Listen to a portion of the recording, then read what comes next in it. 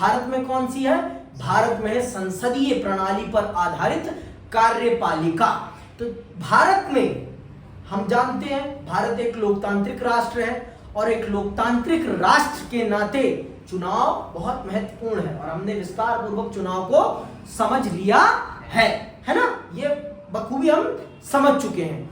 तो आज हम चल रहे हैं ये समझने कि भारत में संसदीय कार्यपालिका क्या है, क्या स्वरूप है इसका, कैसे ये काम करती है, और फिर उसके बाद आगे के विषयों को भी बहुत विस्तार पूर्वक समझेंगे। तो चलिए समझते हैं और जानते हैं भारत में संसदीय कार्यपालिका के बारे में। जब भारत का संविधान लिखा जा रहा था तब तक भारत को 1919 फिर से सुनो, जब भारत का संविधान लिखा जा रहा था तब तक भारत को 1919 और 1935 के अधिनियमों के अंतर्गत संसदीय व्यवस्था के संचालन का कुछ अनुभव हो चुका था।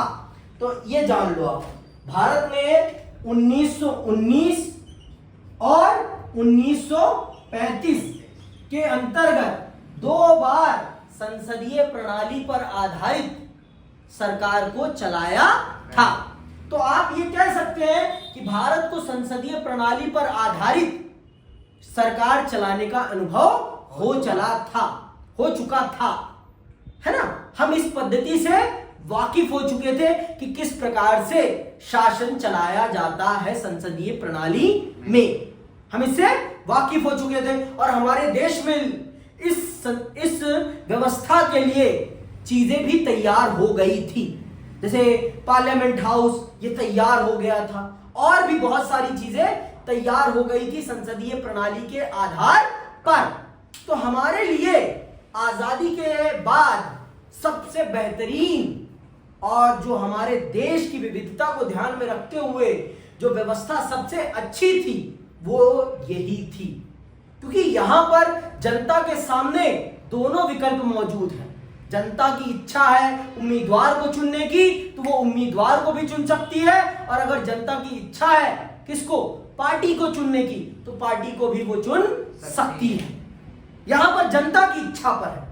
आपको पता है कि आपके एरिया का कौन उम्मीदवार होने वाला है, अगर इस दल का जीतेगा तो ये होगा, इस दल का जीतेगा तो ये होगा, आपको स्पष्ट है ना?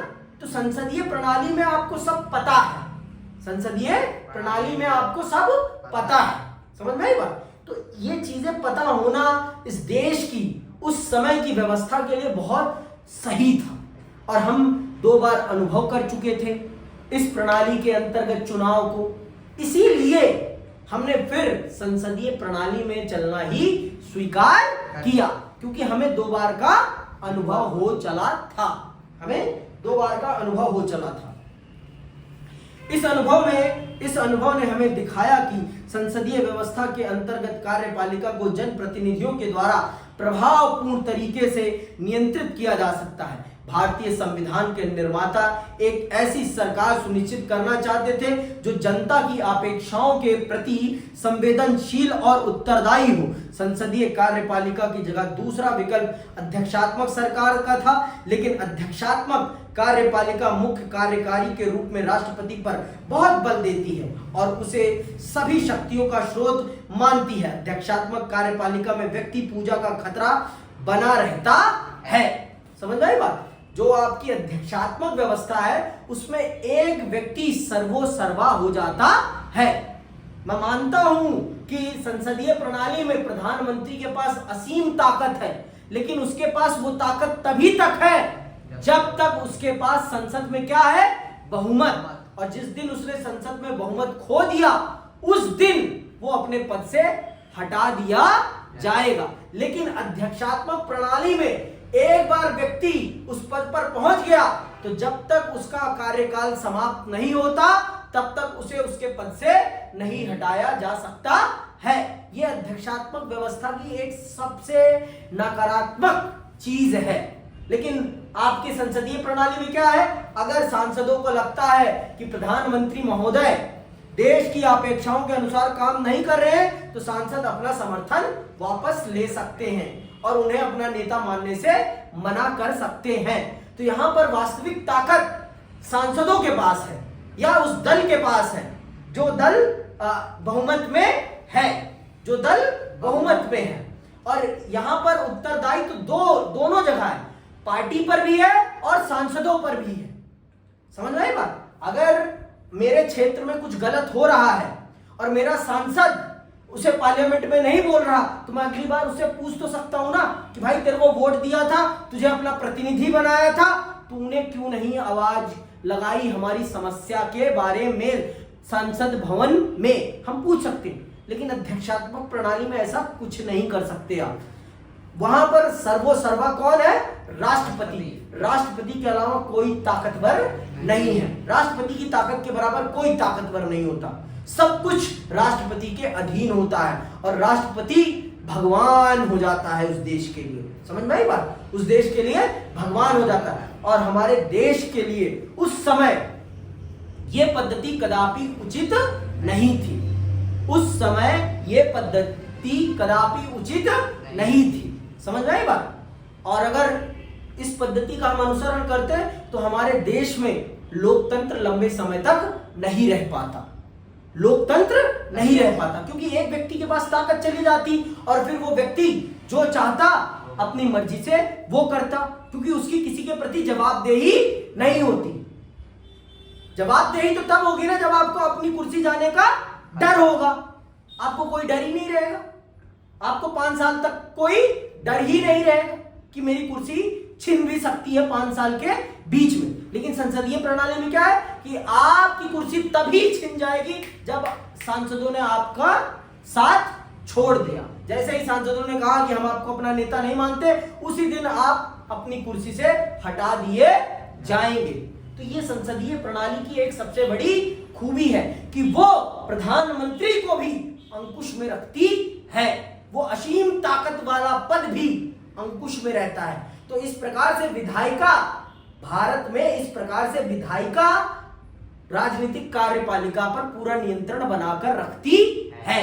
तो ये संसदीय प्रणाली की सबसे बड़ी खूबी है। समझ में आई बात? कि यहां पर कोई ताकत का नाजायज फायदा नहीं उठा सकता है। समझ में आई बात? आगे सुनो।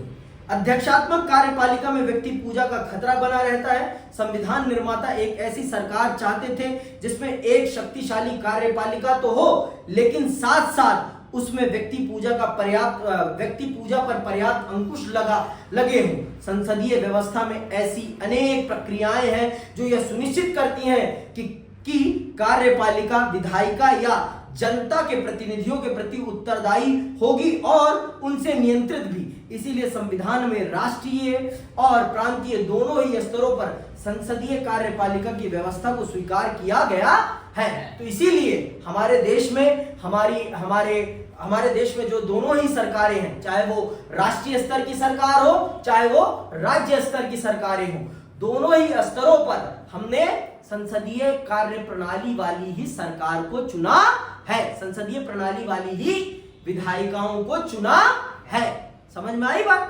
दोनों में ही हम इसी प्रकार से जिसका विधानसभा में बहुमत होगा वो मुख्यमंत्री बनेगा और जिसका संसद में बहुमत होगा वो प्रधानमंत्री बनेगा।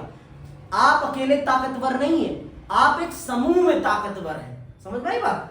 आपके पास अगर एक समूह की ताकत है तभी आप ताकतवर हैं, और अगर आपके पास उस समूह की ताकत नहीं है तो आप ताकतवर नहीं हैं। समझ में आई बात? आप ताकतवर नहीं हैं। ये बात संसदीय प्रणाली की सबसे बड़ी खूबियों में से एक है कि यहां पर ताकत किसी एक व्यक्ति के अधीन नहीं है। यहां पर ताकत एक समूह के पास है। किसके पास है? समूह के पास है। यह सबसे बड़ी खूबी है किसकी? संसदीय प्रणाली की। समझ में आई बात? कि एक व्यक्ति ताकतवर नहीं है, एक समूह ताकतवर है। और अगर वो समूह कुछ गलत करता है तो पूरा समूह उसके लिए उत्तरदायी होता है। अगर एट ए टाइम माननीय प्रधानमंत्री जी से कुछ भी गलत होता है तो उसके लिए पूरे की पूरी एनडीए जिम्मेदार होगी। समझ में आई बात, जो उनका गठबंधन है, समझ में आई बात, एनडीए, नेशनल डेमोक्रेटिक अलायंस, राष्ट्रीय जनतांत्रिक गठबंधन, समझ में आई बात, वो पूरा का पूरा जिम्मेदार होगा और उसका हर एक सांसद जिम्मेदार होगा। समझ में आई बात। अगर माननीय प्रधानमंत्री के द्वारा कुछ भी गलत होता है तो उस सरकार में जितने भी सांसद हैं सबके सब जिम्मेदार होंगे। तो इसलिए यहां पर कलेक्टिव रिस्पॉन्सिबिलिटी है, यहां पर क्या है, कलेक्टिव रिस्पॉन्सिबिलिटी है। समझ में आई बात। तो इससे क्या होता है, इससे उन सांसदों पर भी ये दबाव रहता है कि वो प्रधानमंत्री के गलत कामों में उनका साथ ना दे, उनका साथ ना दे, क्योंकि उन्हें भी तो अपनी जनता में जाना है ना। जिस क्षेत्र से वो जीत कर आए हैं वहां जाना है कि नहीं जाना, दोबारा फिर से जीतना है कि नहीं जीतना। तो जनता पूछेगी नहीं कि जब हमारे खिलाफ माननीय प्रधानमंत्री जी ने ये कानून बनाया तो तुमने क्या उसका विरोध किया था नेताजी, बताओ जरा, पूछेगी कि नहीं पूछेगी। समझ में आई बात। तो यहां पर हर सांसद जिम्मेदार है, हर व्यक्ति के पास अपनी इंडिविजुअल पावर है, किसमें, संसदीय प्रणाली में। समझ में आई बात। आगे सुनो, इस व्यवस्था के अंतर्गत राष्ट्रपति भारत के राज्य का औपचारिक प्रधान होते हैं तथा प्रधानमंत्री और मंत्रिपरिषद राष्ट्रीय स्तर पर सरकार चलाते हैं। राज्य के स्तर पर राज्यपाल, मुख्यमंत्री और मंत्रिपरिषद मिलकर कार्यपालिका बनाते हैं। ठीक है। तो जिस प्रकार से राष्ट्रीय स्तर पर राष्ट्रपति, प्रधानमंत्री और उनका मंत्रिपरिषद कार्यपालिका का निर्माण करता है, उसी प्रकार से राज्यों में राज्यपाल, मुख्यमंत्री और उनका मंत्रिपरिषद मिलकर कार्यपालिका का, राजनीतिक कार्यपालिका का निर्माण करते हैं। समझ में आई बात। इसे हम क्या कहते हैं, राजनीतिक कार्यपालिका, क्योंकि ये एक ही समय काल के लिए है, ये एक समय काल के लिए ही है। अगर अगली बार जीतते हैं तो बनेंगे, नहीं जीतते तो नहीं बनेंगे। समझ में आई बात। यहां पर जनता निर्धारित करेगी कि अगली बार कौन आएगा राजनीतिक कार्यपालिका में। ठीक, आगे सुनो। भारत के संविधान में औपचारिक रूप से संघ की कार्यपालिका शक्तियां राष्ट्रपति को ही दी गई है। भारत में सारी की सारी ताकत का कर्ता धर्ता कौन है, एट द एंड राष्ट्रपति है। राष्ट्रपति के बिना आज्ञा के भारत में एक पत्ता भी नहीं हिल सकता। भारत सरकार कुछ भी नहीं कर सकती बिना राष्ट्रपति की आज्ञा के। समझ में आई बात। पर राष्ट्रपति के पास सिर्फ सिग्नेचरी पावर है, इसके अलावा कुछ नहीं है। भारत में जो भी काम होता है वो राष्ट्रपति के नाम पर होता है। भारत के औपचारिक प्रधान कौन है, राष्ट्रपति, लेकिन सारी की सारी सरकारी ताकत किसके पास है, प्रधानमंत्री के पास। समझ में आई बात। सुनो देखो, पर वास्तव में प्रधानमंत्री के नेतृत्व में बनी मंत्रिपरिषद के माध्यम से राष्ट्रपति इन शक्तियों का प्रयोग करता है। राष्ट्रपति 5 वर्ष के लिए चुना जाता है। राष्ट्रपति पद के लिए सीधे जनता के द्वारा निर्वाचन नहीं होता।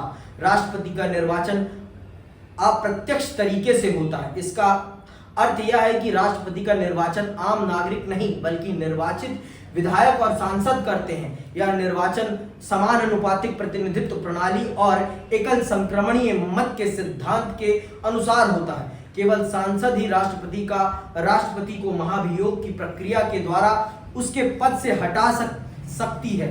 संसद ही राष्ट्रपति को महाभियोग की प्रक्रिया के द्वारा उसके पद से हटा सकती है। समझ में आई बात। संसद के अलावा कोई भी राष्ट्रपति को उसके पद से समय से पूर्व नहीं हटा सकता। और राष्ट्रपति को अगर समय से पूर्व हटाना है उनके पद से तो संसद ही उनके खिलाफ महाभियोग लाएगी और उन्हें उनके पद से हटाएगी, नहीं तो उनको उनके पद से नहीं हटाया जा सकता है बिना समय पूरा हुए। समझ में आई बात। और समय काल कितना है, 5 साल।